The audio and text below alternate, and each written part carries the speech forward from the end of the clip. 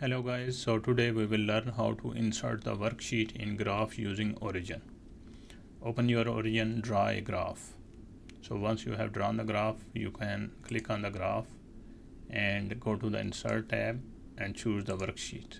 So worksheet is already inserted into the graph. You can adjust this worksheet according to your requirement. Let's make some changes. I will make the graph short, and then I will also adjust my worksheet here. Just drag. Okay, now we will check the option for worksheet. Click on the worksheet. First option is cell fill color. So let's fill some color. This is the color. Okay, let's choose alternative color, another color. So this is another two colors. Okay, and then choose the frame thickness. This is the frame thickness around the worksheet.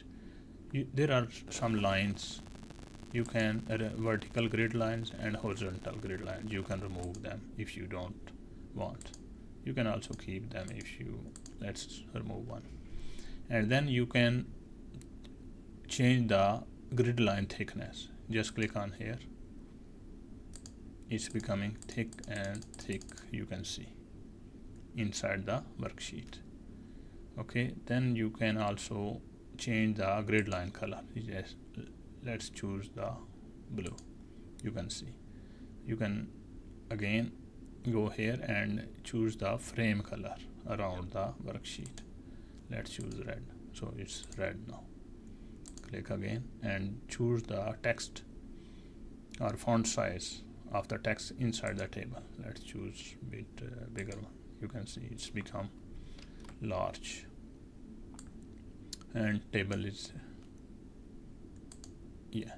and finally you can also increase or decrease the font size using these tabs, and this is the color of the text inside the worksheet. Let's choose blue. And this is the so that's it. Thank you very much.